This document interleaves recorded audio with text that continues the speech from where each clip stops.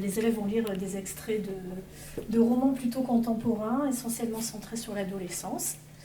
Et voilà, je vais vous laisser faire. Je suis très contente d'être là parce que c'est mon ancien lycée.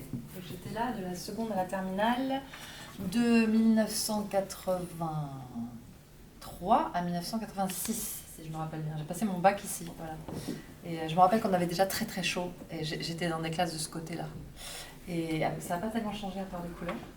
Et sinon, je suis très contente d'avoir l'occasion de promouvoir la lecture. Moi, quand j'étais petite et puis quand j'avais votre âge, donc il n'y avait pas Internet, il n'y avait pas les téléphones portables, on s'ennuyait énormément. Et c'était pas mieux qu'aujourd'hui, hein, je dis pas ça. Moi, j'adore les téléphones portables. Mais c'est vrai qu'on lisait sûrement plus parce qu'on s'ennuyait, tout simplement. Moi, j'ai beaucoup lu. Et j'avais pas, ma génération, on n'avait pas la chance d'avoir les livres pour adolescents que vous avez, les livres jeunesse. Donc il fallait bien qu'on lise Zola, ça allait encore, mais je me rappelle avoir lu Madame Bovary il y a 14 ans, et franchement, je comprenais rien. C'est trop tôt. Donc vous avez beaucoup. J'ai vu que dans vos choix, il y avait des livres jeunesse. Oui. Et ça, c'est bien que cette littérature existe, parce qu'elle vous donne à rêver et elle vous habitue aussi à la lecture. À la lecture peut-être plus tard de livres d'adultes, quoi. Mais la lecture, moi, ça m'a remplie, ça m'a rendue heureuse. Et toujours aujourd'hui, je lis toujours énormément. Voilà pourquoi je suis contente d'être là. Et cette littérature jeunesse, elle est justement très importante. Elle est un peu estampillée jeune adulte ou jeunesse, mais comme disait Marie Dariussec, ce sont des romanciers qui ouvrent sur le monde, sur les problématiques de la vie, de l'amour et de la mort. Et si on écrit, c'est ce qu'on avait dit en classe, c'est un petit peu pour parler de ces grandes questions de vie. Voilà. Donc on va commencer. Luna, qui est dans ma diagonale, veux-tu ouvrir le bal, s'il te plaît? Allez. Super, Luna. Luna, tu vas lire? Tu vas lire quel auteur? Lady de Melvin Burgess. Un extrait de Lady de Melvin Burgess. Vas-y. C'était typique de ma mère, ça, de ne rien piger. D'accord, j'étais un chien, mais c'était ma mère quand même. Elle aurait dû me reconnaître, même si je m'étais transformée en mode de terre. Au souvenir de son attitude, je me suis agitée. J'ai grogné et mâchonné la veste avec anxiété. Hurlé de peur en me voyant, alors que tout ce que je voulais c'était un câlin.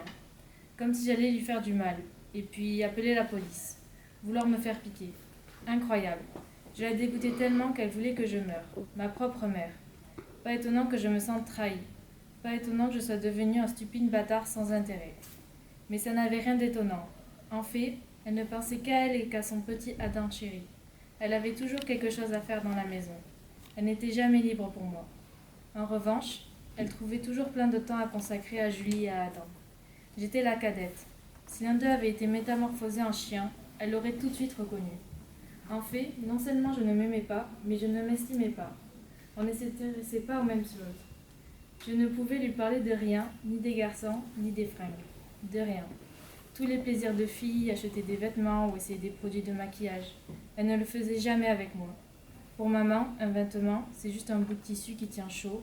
Quant au maquillage, je me demande si ça l'intéresse vraiment. Elle dit qu'elle a l'impression d'être nue si elle sort sans. Elle ne laisse jamais personne la voir démaquillée. Ce qui ne l'empêche pas de détester ça. Quand on va dormir chez des gens, elle a de la poudre et du rouge à lèvres dès le matin. Ce qui ne signifie pas que ça l'intéresse.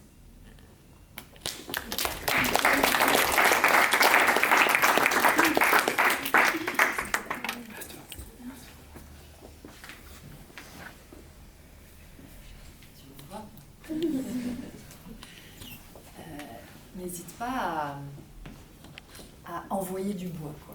C'est-à-dire à dire les phrases pour tout le monde, tu vois, comme sur une scène de théâtre. Et le texte, il parle un peu de ça, en fait. Et je pense que ça parle à tous les adolescents et les adolescentes. Elle dit, c'est donc quelqu'un qui a été transformé en chien, hein, si tu l'as suivi. Elle dit, je ne m'aime pas, je ne m'estime pas. Ça, c'est quelque chose, on est tous atteints par ça, surtout à l'adolescence. Et après, il y a tout un travail à faire pour essayer de mieux s'aimer. Et d'ailleurs, quand on s'aime mieux, on aime mieux les autres, ça va avec.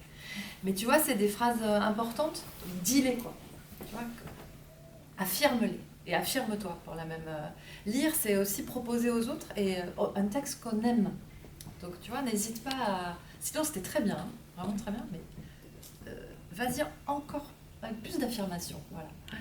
à mon avis. Hein. Oui, je sais pas ce que oui, vous en oui. pensez. Je suis tout à fait d'accord, Luna. Alors, c'est vrai que Luna, il y a de gros progrès voilà, qui ont été faits voilà, depuis le début. Hein. Tu as pris énormément de confiance en toi, mais tu peux encore plus projeter. C'est pas parce que tu projettes que tu te mets en danger. Tu vois, je sais bien qu'à votre âge, c'est difficile, hein, c'est ce que j'arrête pas de dire. Moi, je suis à une place où je parle, c'est mon métier, mais c'est vrai qu'à votre âge, dès qu'on prend la parole, on me regarde, au secours, il faut que je me cache. Non, tu peux dire et être vu comme ce que tu es, dans ton corps, dans ta voix et dans ce que tu dis. Et c'est vrai que là, tu portes en fait un discours, je suis tout à fait d'accord, sur l'adolescence. Et qui est très juste et qu'on a tous connu. Voilà, ne pas s'estimer, ne pas s'aimer et être en conflit avec ses parents.